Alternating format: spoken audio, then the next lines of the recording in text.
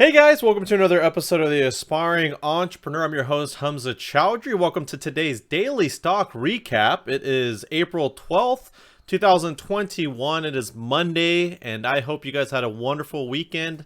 Do me a favor, if you haven't done so already, do check out yesterday's video where we go over sort of the Friday recap and what we can expect coming into this week. It'll really help give some context to some of the things that we talk about. With that said, guys, as always, I do ask you a favor. If you do enjoy this video, do hit the like and subscribe to this channel. We're a 100% free content channel, and we cover anything to do with entrepreneurship, as mainly stocks, and we'll also be starting to do some real estate coming up soon.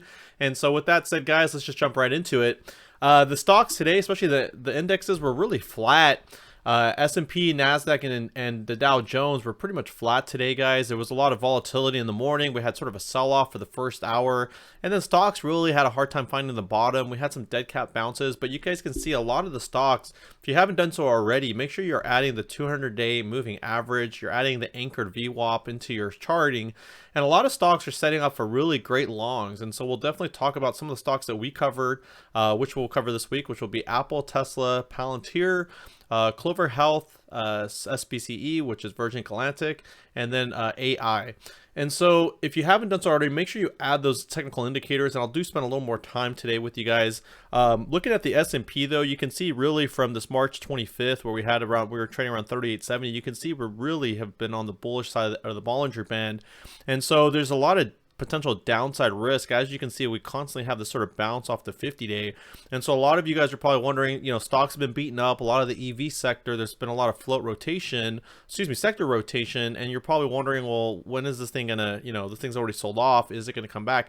Keep in mind that a lot of these stocks have ran, 2, 3, 4, Tesla's 600% in a year. And so when we get this haircut, 30, 40, 50%, plug, is now over 50%, reduced. These are levels that were just there a few months ago, right? Like 3 or 4 months ago. And so just keep in mind and be alert where we're trading as an index, and know kind of what your risk is. And so if we're trading, for example, on all-time highs, just understand that there's a good chance that we could see potential sell-off back into here, into this consolidation range right under 4,000. Okay, and then the same thing for NASDAQ. You can see that we're also on the bullish side of the Bollinger Band, and we've had been for some time. And so the same idea is that we haven't seen a bounce off this 50A. You can see here that the bottom band's flattened over here at essentially at 140. 143. And so, again, keep in mind that we're on the bullish side, and we can see this thing definitely coming back down. And so if you guys trade futures, if you trade ETFs, things like that, like I said, this could be a, sort of a if you're long-term bullish, this could be a safe bet for you if you're a new trader, just sort of, betting on the index as a whole. But if you're in a day-to-day trade, you want to understand kind of where the index is as a whole to understand what potential risk you have down to the downside back to the 50-day. Okay, and so with that said, guys, let's start off with our general list, which is going to be our Apple. And so the Apple was down today. We mentioned in yesterday's video that we would be looking, we clearly have a top here, but also you can see the RSI on the daily chart is also overbought or close to overbought. And so I kind of mentioned yesterday that, this is the kind of pattern that we would want to see moving forward. And so we mentioned that there was a sort of top that we had here at Apple, right? And so this top was broken, and it ended up on the upper Bollinger Band. And then we mentioned, right, as we break sort of new tops, that we want to sort of retest some of these levels. And so you can see that the 50-day here is going to start coming back up. Okay, so the 50-day was coming down, and we broke through that, which now we're definitely bullish on Apple. And now we got to bounce off of it and validate it as a support. And so what I really expect is now that the 50-day is going to start trading upwards, because the fact that we're trading over it, we're going to see a positive bounce off of it, which is, we mentioned yesterday, a good buy zone would be about 127.50. And so today we were down to like over 130. And if you look at our levels, we do have a support level, if we hold. But I still show it as resistance, and I always say that I like to wait a few days before I change my support resistance lines. And so we'll see what happens with Apple, but ideally what I'd like to do is wait for a dip buy here at 127.50. And as always, guys, you're buying down here at the 117.80, the 118, which we mentioned were solid buys, and then you just sell them, right? You sell them for 10-15% profit, and then you just dip buy again and wait for that flush, and just be patient. Most of trading, and the most reasons why people fail in trading is they're just not patient, and they're not waiting for that perfect setup. And the setup in a lot of these cases is when a stock is run up, don't just jump the bandwagon, wait for that cool off, wait for that sell off, it will come. And so what we want to see is that 127.50, which really was up here as the top. We want to see that bounce, okay? And again, I could expect that the 50-day will start coming back up, considering that we are trading above it, okay? So that's what I would be looking for if I'm dip buying long. If I've already cashed in, I would definitely cash out at least 50-60% of your position, and you can always dip buy back when we sell off, okay? And so this sell off will happen, as we talked about, as the indexes start to come down back to levels, certain levels. Tesla, you know, strong choppy stock, same type of pattern, same type of behavior we've talked about, right? As we have a higher low, we had this bullish candle here, and so we had this top, and then we retested, we made a higher low than where we were previously. And then you can see that, as discussed before, similar to Apple, we have this sort of top at like 710, 715, excuse me for that scramble.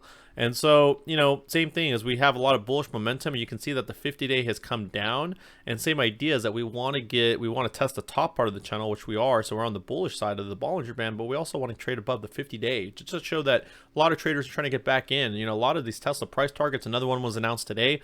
People are raising their price targets, $950, $1,000 from Wedbush.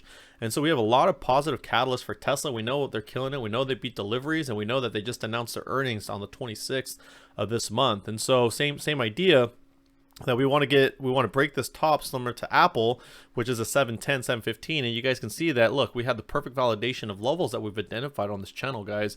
I mean, if there's not more reason to like this channel, I mean, it's right here. Look at these levels that we've identified perfectly. You know, 695 has been a strong support and resistance for Tesla, and you can see that we bounced off of that level today. And so if you were in the morning, we broke through it, we had a lot of volume, and then we sort of sold off, traded sideways most of the day, and then we traded above 700. When's the last time Tesla traded above $700, guys? You got to go way back here, okay? You got to go way back in mid-March. So it's been a few weeks that since we've seen this type of bullish momentum on Tesla. So this is great news on a day where, if you look at its competitor NIO, right, NIO was actually down for the day. And so, like I've been saying before, guys, you know, it's an American car, and there's no reason why not to love Tesla. Okay, Palantir, probably definitely the weakest. As I've mentioned, you know, it's 24 has been giving it problems for a long time. That's been the top. And then we have this gap up, and sometimes you got to ignore the pre-market. That's why I always encourage people, don't go full size in the pre-market. There's a lot of manipulation. There's not a lot of volume, and so you really don't know where the shares want to go. As soon as the market opens, you can see that the volume is incredible, and so it completely sold off. But what level did it bounce off of? That's what you want to look at. And it looked like it was like the 2280, the 2275. And if we look at our previous support resistance lines here, excuse me, as we can see here, that 2350 was a previous resistance. It still continues to be a resistance, which is why I never changed the color.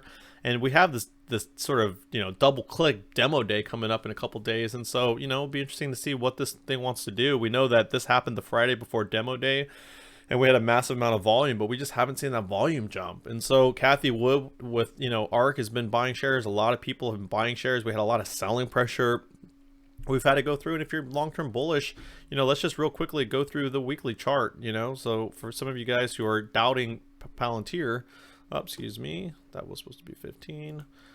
If we go here and we change this to the weekly chart, guys, you know, look at Palantir, you know, let me take that off, right? It's clearly still uptrending, okay? We haven't broken the trend. It's still bullish, right? And so it's clearly uptrending. And remember, this is a stock that just came out back at the end of, you know, last year, right, the third quarter.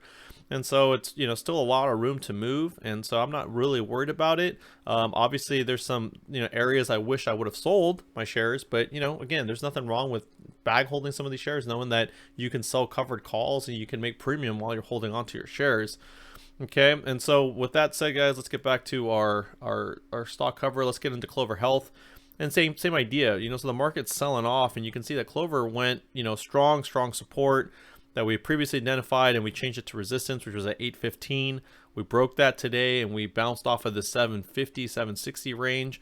And so Clover's been flat. You can see that we had strong volume the other day, and then you can see it's kind of faded off of that. I'm still bullish on the stock now. I think the trend reversal's in, and I expect that this is making a higher low. You can see that we're sort of fading off of that channel, but the buyers are in the stock, guys, and so I would just hold on to your longs, and I really want to see at least a test of the 50-day.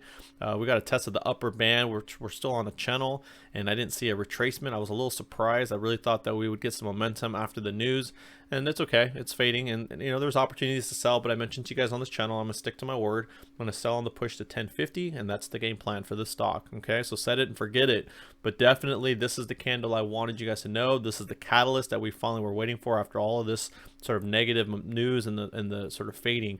And so I expect that we have a trend reversal here from the $6-7 range, and now that we should start trading back up. Okay, Spce, this is a stock that I did trade today. I mentioned last week I was shorting it, and you know, I mentioned also the risk on the stock. If you were watching the channel in the previous videos, we've identified sort of a convergence of a bunch of different types of technical indicators, and of course you can see that sort of tick, that wick right there on that candle bounced right off of this orange line, which is my 200-day moving average. You can see the anchored VWAP is here. You can see the bottom band, and I mentioned that this convergence is kind of where I would be risking if I was doing a long-term position. And so, you know, just based on the previous days, I felt pretty comfortable looking at trading SPCE. You can see this key level here at 2880 just sort of failed, and so I actually had an initial entry at 2880, expecting us to get back up here and retest up here in the 31. I was a little surprised. The market overall was just weak, and so, you know, just a long story short, don't trade the open. Sit on your hands. If you sat on your hands for 15 minutes, you already got a better entry by 80 cents back here at 28. Okay, and then you got a better entry here. And so there was just a ton of much better opportunities, and seeing here the bounce. You know, 2750 was a strong support at SPCE, but I mentioned, you know, that you're risking this convergence of where these indicators are. And so we had a great bounce at the 200-day. You can see here that the low was 2646, and if I pull out, let's see here, pull out the technical indicator, 2637, guys. 2637 was the 200-day, so it was by 10 cents. And so again, that was a great bounce off of that, and you can see the volume was definitely picked up. So again, if you are a long-term holder of this stock, if you picked up shares today, it was a great time to start a long position in the stock. Okay, so here's a stock again that had a clear top at $60. It's trading over 50% off at all of it, all the way at the bottom of its 200-day. It's 50 days over closer to $40. And so if you had a long position, if you started a long position, if you just, you know, put in money to start, I mean, this is a great time to start a position, and that's why I'm not too worried about it. Okay, so I'm up here in the 28s, and like I said, I expect to probably get rid of the shares. If we get some catalyst, it could go sooner, but definitely getting back up here into the 30-31 range. Okay, so I might do a $1-2 scalp, and I might hold on to some shares. But if you're a long-term hold, like I said, clearly there's plenty of room to move into the stock, and there's even some gap fills in here as well. Okay, the last one, AI, the most interesting stock. It did trade in the 50s for the first time, and I know it's been a weak stock. I've mentioned that consistently, that we've been trading on this bottom band. And what was interesting, guys, is I actually watched Dash, and what I wanted to do real quickly is actually add DoorDash to my chart. Okay, and so the reason why I'm doing this, guys, is DoorDash and AI came in at the same time, and I wanted to show you guys sort of a scale. So this is scaled. Dash is obviously a lot more expensive, and so you can see the scale here of DoorDash. It's at 147.83, and what I wanted to do is actually scale it so you can see how the stock performed compared to AI. Okay, and so you can see when it downtrended and it uptrended, it was very similar to AI, and the pattern was very similar. And same thing here is that the stock, you know, hit its high right here with DoorDash, and then you can see it just sold off. And just recently, you guys might have heard that DoorDash is going to start accepting credit cards with rewards, and it's like 10 banks had basically said, hey, you know, do business with us. And so because of that, DoorDash is, you know, essentially they have a catalyst. DoorDash's stock just has gone through the roof from like 120, 125 all the way up. So just like DoorDash, AI is hitting those lows. And so you see that AI is hitting new lows that it's never had. Now, it did have a similar low right here. I believe it was this day here. We had a 59.75. So technically, we did make another low at 58.80. But you can see here that it followed the same pattern. And once the catalyst came out, guys, the stock has just been on a rampage for the last couple of days. And so I wanted to just sort of compare, you know, relative, like, you know, the general sort of market and for IPOs and how they're performing. And so I just wanted you guys to take note of that, is that they're performing very similarly. You can see that the chart's been very similar in terms of how the stock's performed. But now you can see DoorDash the last couple sessions has had a major catalyst that's taken it from 125 all the way up to like 150. Okay, and so we just don't have a catalyst for AI. We've been oversold for about a month. Okay, and I told you guys I'm bag holding this stock. I did start a position, I shorted positions, I long positions, and now I am in a long. And like I said, I've added some shares, and I'm confident that the stock's going to get back up. And like I mentioned, there are also some gap fills here in the low hundreds, but I mentioned to you guys before that I'm going to sell my shares in the low 80s and and possibly hold a position as we make our way back up. And you can see here, guys, the 50-day moving average is over at $100. Okay, and this thing IPO'd over here in the 90s, and so this thing's just been beaten down. And so it's a good time to pick it up, and hopefully you guys found that analysis a little useful. And then you can see some positive momentum is possibly coming into the stock. And so just patience and waiting for that catalyst. Okay. So with that said, guys, as always, if you haven't done so already, please do hit the like button. As always, guys, I appreciate you. Feel free to add a comment or a question below, and I will talk to you guys tomorrow. Bye-bye.